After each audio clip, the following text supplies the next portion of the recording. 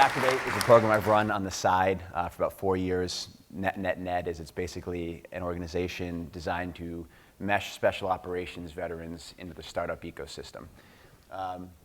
This is a time of change. This room is completely emblematic of what's happening. I think it's undeniable. There's just a massive social, cultural shift in how we live our life, how we learn, how we want to spend our time, who we interact with.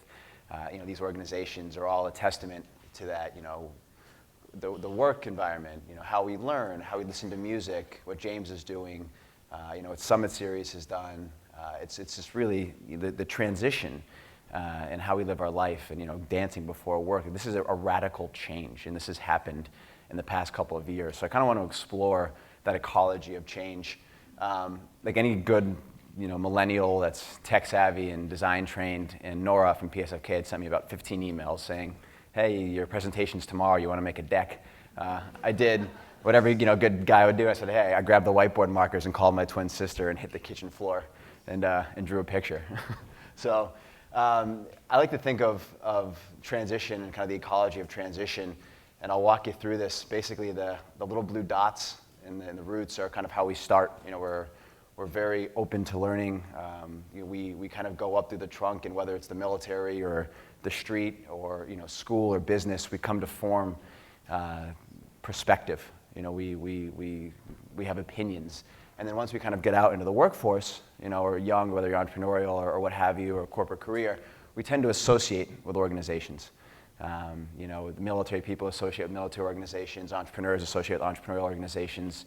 We've got this proclivity to kind of glob together. And it's really interesting. I think that given how things are shifting and these organizations that are forming are very reactionary. And that's a positive. I don't mean that to be a negative. But it's kind of a 1.0 manifestation of, I think, what's happening and what can happen. And I use the term superficial, again, not to be negative at all. But I think there's a much deeper underlying shift that's occurring. And again, how we want to learn, how we want to prepare for this type of life and this type of society that we're facing. I'm not convinced that we've really nailed that yet. When we transition, there's a lot of transitioning going on. Whether you're between startups or you're trying to find more purpose in your career, and it is a rite of passage. But there isn't really a rite of passage around that. And when you lose accountability when you're not associated with someone, and there's no camaraderie, and that makes it very difficult. If you're in a job where you don't feel like you're associated with the people, and you don't feel accountable, you get kind of lost. And association, if you're not associated with something and you're kind of in the state of flux, even if you're in a company, you lose your identity. If you're transitioning and you're a startup guy, you don't have the resources, you don't have a team, you're kind of, no one can do anything on their own. And without purpose, there's no fulfillment. And without knowledge, we can't nurture other people. And so we're trying to, right now, experiment with this new type of model. What we've done in the past, I had a great privilege of working with Brooklyn Boulders and kind of hybridizing that. We created this thing called the active collaborative workspace, which was just kind of our way of playing with this new notion. Actually, the premise and tenets of the project were physicality stimulates innovation and creativity and blurring the lines between work, life, and play. So very relevant. But again, I would call it really superficial in that people resonated to the place, and it was really a fun place to come and aggregate and to convene, and it was cool. And needed and a blast, but it didn't do anything for the underlying issue as to how people can really thrive and capitalize in this time, if that makes sense. Picture on the right is an organization that deals with transition in another way. It's called Team Rubicon, Veteran Disaster Response Group. This is us over in the Philippines. They deal with transition through deploying veterans to disasters, a really effective model, a really interesting model. And everything we do, through physical design, James talked about it with the Noya House. We're trying to accommodate for this type of new work modality.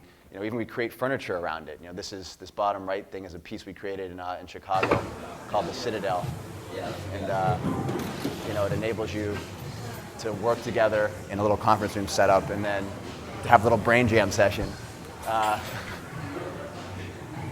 So you can roll that around. So the point being is there's physical manifestations of dealing with this transition. But what we're really interested in now, what we're doing, is trying to get at the underlying root of it. How can we better train people as opposed to being triaging constantly? Banks are failing, jobs are changing, disasters are hitting. People are always triaging and kind of reacting. We want to look at how we can train people to respond. and to be more educated and to kind of look at individuals when they come up earlier in the system, younger entrepreneurs, younger people, and make it more of a way of life as opposed to going to a co-working space and doing your thing. How can we weave into your day these kind of hard and soft skills that will train you to be a much more productive, resilient, responsive member of society that will prepare you for the state of flux that we live in? I'm out of time. I can't tell you what I'm doing in Miami because I'm out of time, and my mom would kill me. But I'll leave you with this quote. When everything I do is kind of based around health, I think if we're not healthy, whether it's culturally stimulated or physically healthy, everything else is for naught. Thank you for having me back.